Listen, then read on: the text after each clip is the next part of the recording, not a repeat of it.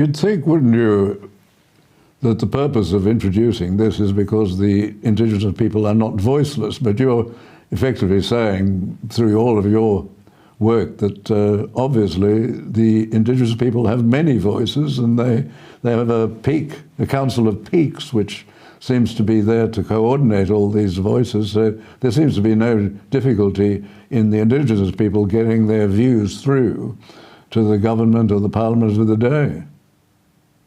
Absolutely. The thing here is, of course, is that this referendum conflates two issues, and that's the other thing that I have a major problem with. It conflates the idea of constitutional recognition for Aboriginal people with providing advice to the government of the day. Now, in my view, changes to the Constitution should be specific, targeted and limited. We should not be having broad brush, vague changes to the Constitution, and ideally a change should address one particular problem. This tries to address two and doesn't do either of them very well at all. I'm surprised, even among senior government officials and senior people in the government, that there doesn't seem to be an understanding of what the Constitution is. There seems to be an idea that, for example, it's some sort of history book. It's referred to, for example, as the birth certificate of the nation. What is the Australian Constitution, Peter?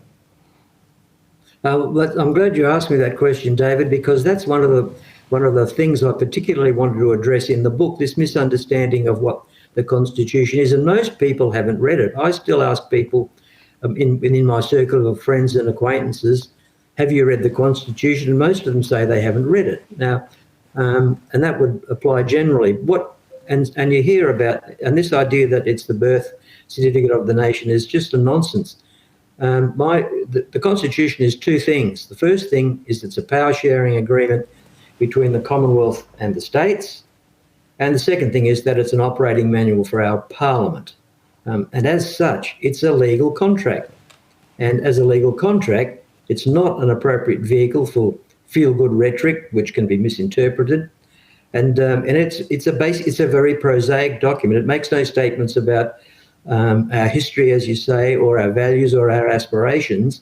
My view is that our history, our values and our aspirations come through our legislation, come through our the conventions and traditions that we inherited from Great Britain, but more importantly from our legislation, which has made us one of the most democratic and diverse countries on earth. And if we want to improve the lot of our Indigenous people, we do it through legislation. And in fact, once this voice is in the referendum, it will still require to be legislated. So that's how the Constitution is not the vehicle for this sort of rhetoric. Well, it's nothing like the Declaration of Independence. Nothing, whereas no. we find these things to be self-evident. It's nothing like that.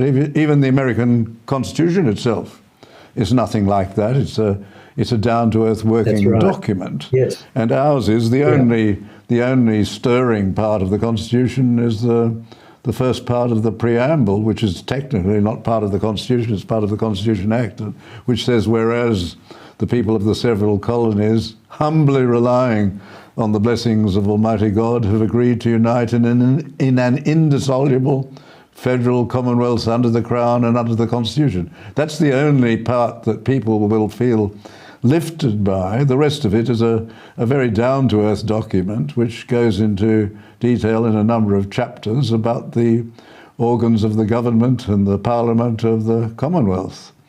And this will bring in, as we know, a new chapter. The first time in over a century when a new chapter is being put in the Constitution, which should put us on our guard.